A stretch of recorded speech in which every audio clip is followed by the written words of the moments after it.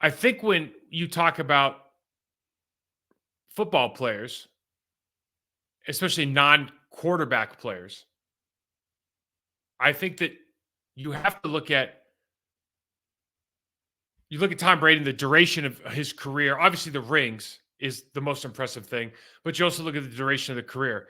And not a great athlete starting out. I think his 40 time when he retired was better than when he started at the combine. I don't think that you look at the duration of one's career and whether or not they're where they rank as the greatest, at least from an athlete's perspective. This could be media is different. But when I look at you look at the best guys I played against at linebacker, for example, the top guy is Patrick Willis. And I played against him for like 3 years and he retired, I think, after 8 years. And he's the best player I've ever seen at that position. And it's probably, it's not that it's not even close, but the gap is pretty big. I mean, he was very, very unique in his ability to attack a lineman, attack a defender. I didn't get to play against Luke Kuechly. I think he's very similar. So maybe there's guys that are like that, but they've ended their careers early. It's not the duration of the career; it's just how great they were in that moment. When you look at some of the older guys, you could say that too, especially the linebacker position. Now, going to football or going to the quarterback, when you talk about Tom Brady, I've seen Dan Marino highlights. I know Dan Marino. I can't sit here and tell you that Tom Brady's a better thrower of the football than Dan Marino, right? Because it's a team sport, 22 players, Bill Belichick's your coach, et cetera, et cetera. Michael Vick is the most talented quarterback I've ever seen with my own eyes in terms of elite mastery of throwing a football, one of the strongest arms I've ever seen, and then completely unique in his ability to run. I mean, different than, at least at the time, different than anybody else you'd ever seen. You can make the argument that Lamar Jackson is potentially in that vein now, but like when Michael Vick started taking off, scrambling, flipping his hips, throwing the ball from right to left-handed, 50 yards down on a rope, you just started going, well, that doesn't make any sense. He's not in the GOAT argument. There's a bunch of different reasons for that. But until Tom Brady, until LeBron, my point is we didn't, as athletes, go, well, that he played it so long he's at such a high level for so long. That's why it mattered. It was more in their prime, like who's the guy that you want the most. Now, when you look at positional players in football, you talk about your offensive, defensive linemen, you talk about your linebackers, your running backs, your tight ends, violent positions. The status of these guys is over a 4 or 5 year period, not a 15 or 20 year period. Okay. And I really think I think that's for a couple of reasons. And I think this is kind of where guys like me, who, really playing in the 2000s view the game differently now. And maybe guys who are playing in the 80s view the game differently as well. Back then, guys were just blowing it out more than they are now, right? Training camp was harder. Practices were harder. More days in pads, more physical practices, more competition. Weightlifting sessions were absolutely insane. Like my buddy coach and I joke, like if we had Instagram and we just put a camera up in UNLV's weight room and people got to see what we were doing on the daily for the amount of time, just the shit that we were doing from a lifting standpoint to get ahead. The strongman stuff. I mean, just absolutely just totally different, right? I think that does something to you. It hardens you as an athlete. It gives you incredible confidence in your preparation. But you're building your body, you're building your game to maximize your ceiling. And then you understand, like I used to know, like it's better to burn out than to fade away. I knew that I was taking years off the longevity of my career potentially because of the work that I was doing. I just felt that it was more than justified to do so because, sorry about the camera, guys, to do so because I would rather burn out than fade away. I would rather see how great I could get. And then if I ever got to where I thought that was optimal, maybe then you start thinking about maintaining it. But like the drive to get to that level was just, was the most important thing. The most important thing, because back then you're making a lot of money, right? But the money, there were a lot of other professions that were making as much, if not more. which is not necessarily true today. But the motivation was, I want to make it. I want to be this football player. This is what I want to do with my life. I want to see where my ceiling is. And I didn't like, at least me and most of my comrades didn't feel like you could do that unless you were pushing yourself in practice every day, unless you were pushing yourself in the weight room every day, unless you were doing everything you could to kind of recover and all that, all of that kind of stuff. So I think back then maybe, and again, this is all very general statements, right? Like obviously there's people nowadays, you watch JJ Watt, who just retired. Maybe he's more of that generation than this generation. You see guys that are really working hard in the offseason now. But I'm just making kind of some general things, and a lot of it has to do with, obviously what the NFLPA's done to the offseason training. Another thing that we talk about is the actual kind of skill of the players now versus then. And I'm not talking about natural athletic ability, but just skill, not like evolution of man, just skill.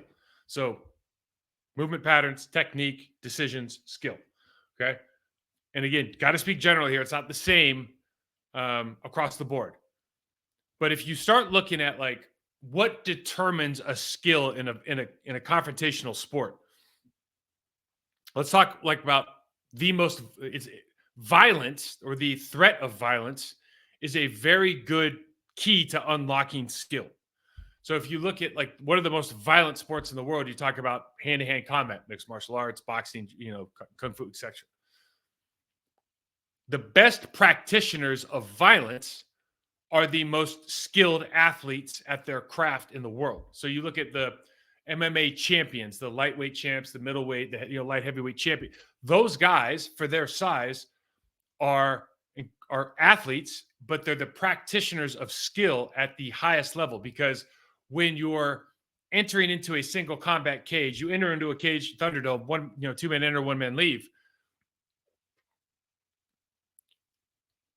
That triggers a deep-rooted genetic drive for survival. And you have to think in terms of aim small, miss small, sniper's mentality, in terms of inches, right? Details matter. The automation of basic techniques matters. And so when you look at the top guys, you look at the top athletes, like those guys are masterful in their skill, their ability to see a situation, Rolodex it through their brain, recall it, react to what they see. The less violence, the less skill required. Along those lines, you think the less violence, the more decisions that might not be as important. Therefore, the less skill is required. You look at football now. Tom Brady said this a bunch of times. A bunch of quarterbacks have said this, especially guys that either are retiring or have retired.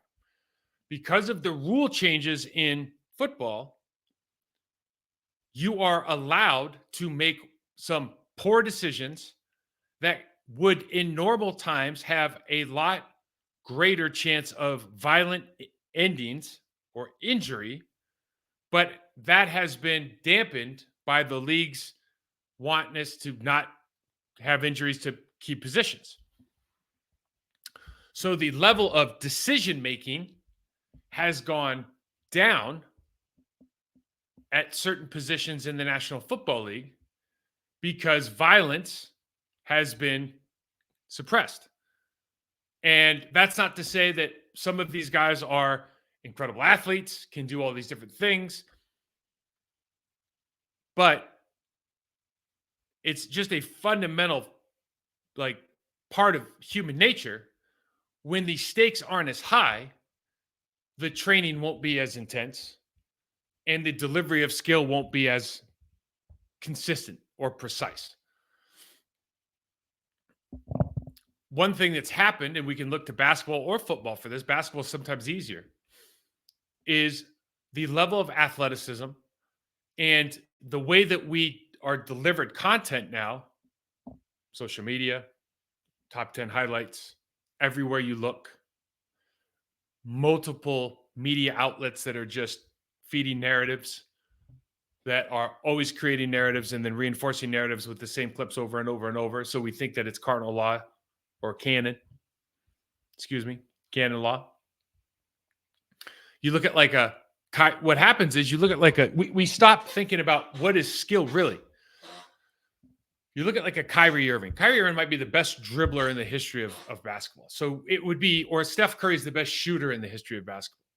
Right now, as far as long range, he's redefined the sport, certainly generational kind of difference maker.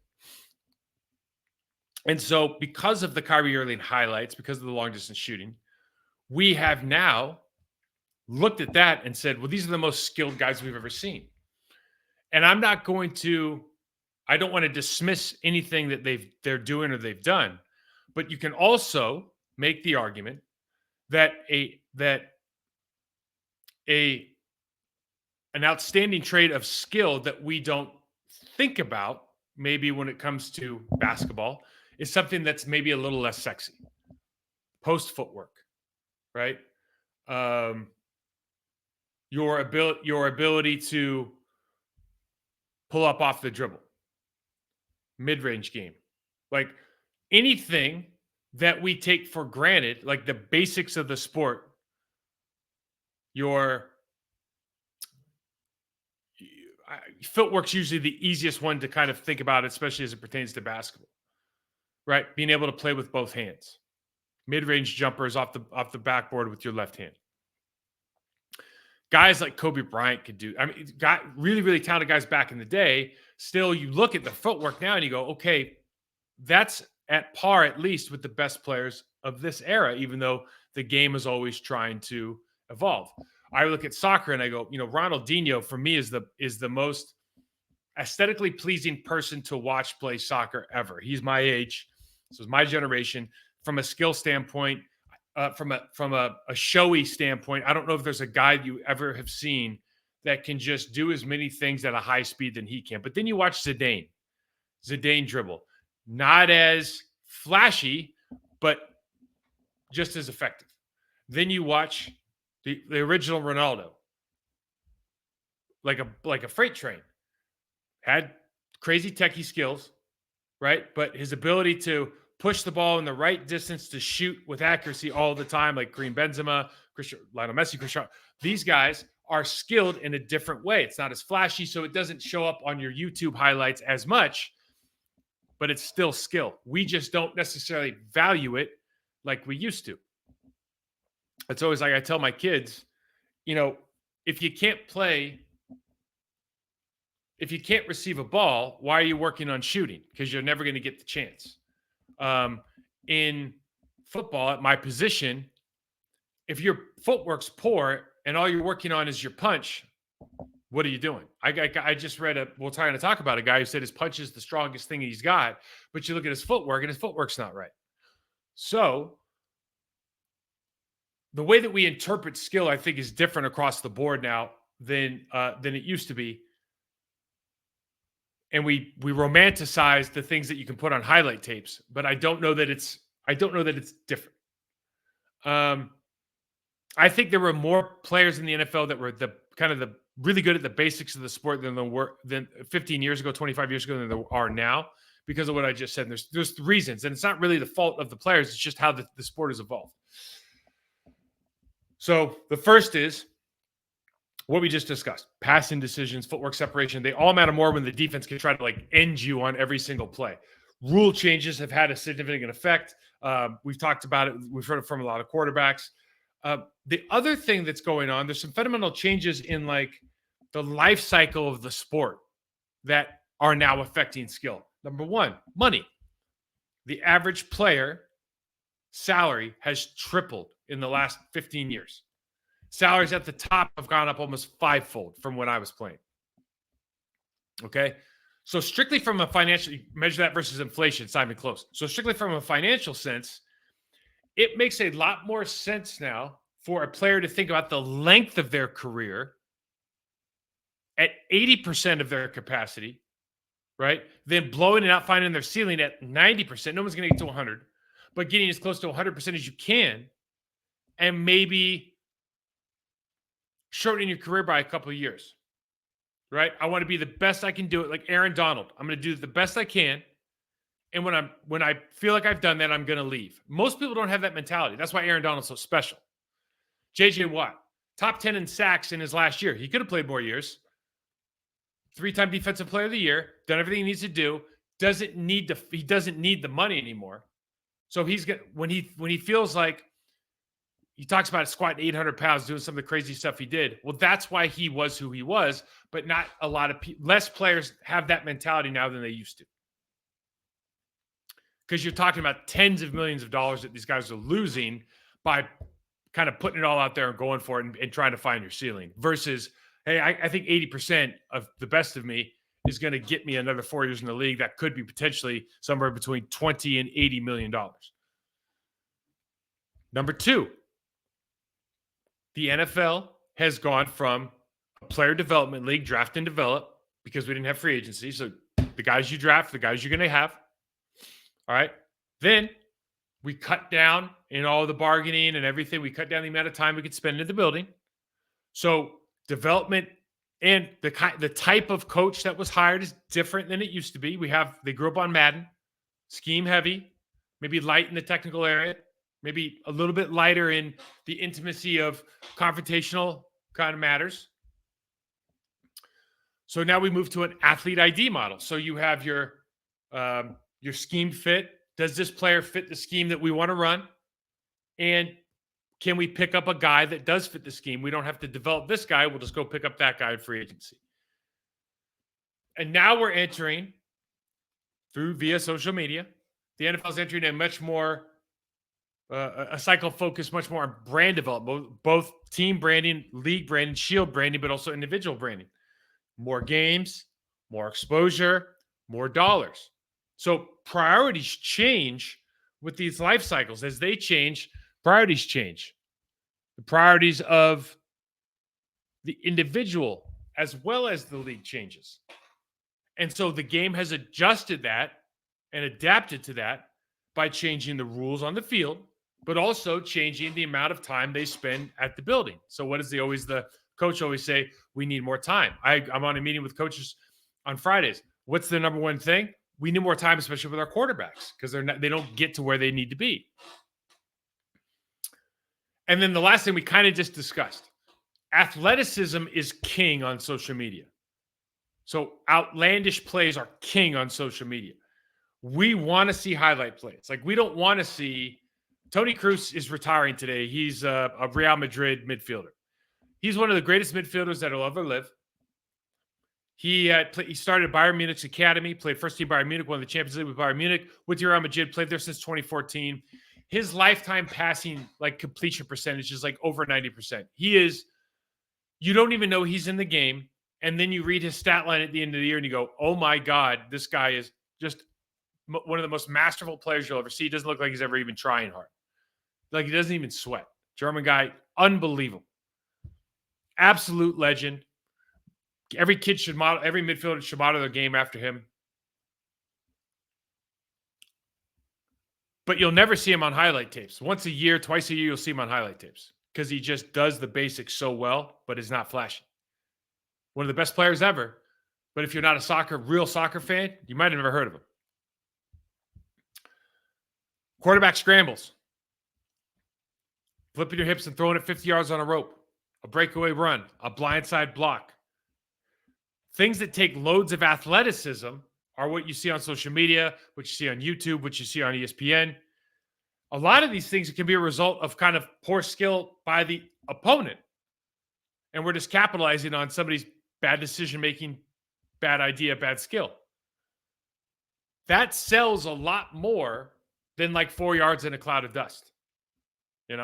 Watching Amon run 4 or 5 yards at a time, right? Nobody watches that. What they watch is the 98-yard touchdown run against Denver in 2003 or whatever, right? That's the one that everybody wants to see. Especially with the individual brand development. I think Tom Brady talked about this at the NFL Rookie Symposium recently. That part of the game, all of that is creating more eyeballs on more dollars. Taylor Swift creates more eyeballs on all dollars. It doesn't make the product better, but it makes it more consumer friendly.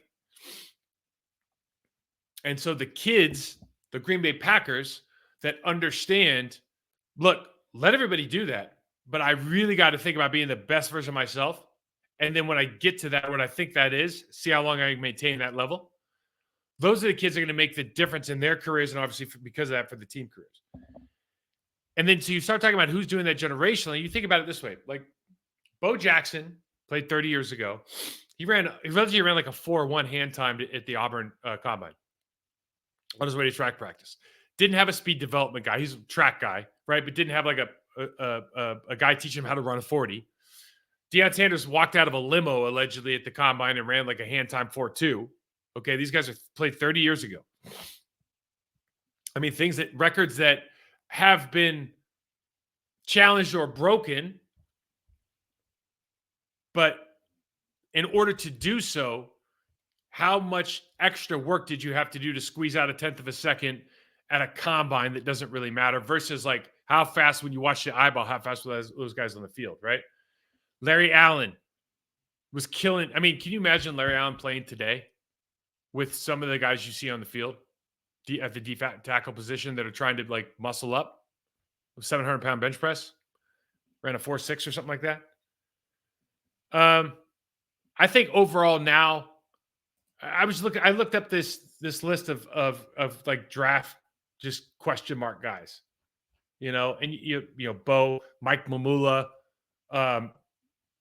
Terrell Suggs wasn't a good guy. Anquan Bowden doesn't necessarily have good like play speed wise, but just think of natural athleticism versus like combine times. Those two guys didn't put up great combine times, but phenomenal athletes, phenomenal skill from back in the day. Think about remember a guy like Vernon Davis and what he did? He just basically broke the combine for tight ends. I think maybe overall, if you look at the totality of football right now, kids start younger. They have from an S&C standpoint, I think they have higher level training at a younger age, and that continues through. So you would hope that they move better. They've been in better programs, and they maybe on average, I think we have stronger guys. You're always going to have those kind of outliers. Some of the guys I just talked about. I always find it interesting because it just makes it's not good or bad. And there's no like, if you want to say these guys are better or 25 years ago they were better, it always just, you're looking for the opportunities. Where are the opportunities to get ahead? If you're a Green Bay Packer and you want to become the best version of you, what were the people that you look up to the most doing to get there, right? The J.J. Watts, the Aaron Donalds, like that mentality. Do you want that kind of career, or do you want to play at a violent position? Are you more interested in trying to push this thing out and see if I can get 20 in? I don't know. I guess what I'm saying is I don't know if you can have it both ways. I really don't know if you can have it both ways. And you look at, like, Tom Brady played quarterback. It's a different position. It just is. When you look at LeBron James in basketball and what he's been able to do, first of all, one of one athlete. But there's also been times in his career, I think, that you could look at from a defensive standpoint. Maybe he's not, or even from games played, things change from season to season. And he's done a really good job of kind of just being there when it matters because of the way their season goes and playoffs and whatnot. I don't know if you can do that in the NFL. But it's always kind of interesting to compare and contrast these different generations and try to figure out what guys were doing and how can we evolve? How can we maybe take some of that back? What lessons can we learn in order to make sure that we're making our ceiling as high as possible. We're also actually actively trying to reach it. And then the question obviously becomes, if you're a Green Bay Packer personnel guy or coach, what kind of player are you more interested in? Are you more interested in, the Pete Carroll model was so interesting to me when he got to Seattle because he was like, we're going to draft guys who are just want to be the best players at their position in the history of the game. We're going to practice so hard, right? We're going to own practice standards for the National Football League. We're going to compete. I'm going to put them on the field to compete. And some of those guys are going to make it 4 years and I'm going to have to replace them. Some of the really unique special ones, I'm going to give them second contracts, and we're going to ride this thing as long as we can. And Pete's a unique guy. He has a unique leadership style. He's special. But if you talk to people around the league, they practice the hardest. Everybody understood his philosophy. Wasn't pulling any punches. Obviously, you could do that with some of the contracts for the quarterback. Russell Wilson being a young guy at the time, etc. Like, let's not. Everything has to come together, right? John Schneider hit on some guys for sure, but you have to have an understanding of what kind of guy you want. Do you want a guy like an Aaron Donald or a JJ Watt who say, "I want to change the game. I want to be the best player at my." I want, Larry Allen. I'm coming here to change the way they talk about that position. That's my goal. Those guys aren't necessarily going to last at violent positions as long as other players. And so it's just interesting when you're having that conversation. Okay, what is it that you're trying to get out of your career? Do you want to be the best player that you could possibly be for 10 years and call it quits, 8 years and call it quits? Or do you want to hit 80% and go for 15 years and make more money? What matters the most to you? Some guys can be able to do both. And I'm sure if you're watching this, you're going to be able to go, well, what about so-and-so? He did it for 15 years. He was really good. I get it. I'm giving examples. I understand you can give examples. My point is, in my experience, myself, guys around me, it's tough to have that both ways. I think once the time you get to that spot where you're like, I think I'm at my ceiling, trying to maintain that, a lot of injuries, a lot of bang, I can tell you that I would guess that although my shoulder was a one-off injury, in other words, it happened on one single play where everything blew up. I don't know if I would have done anything differently during my career. Would that have made it better or worse? Who knows?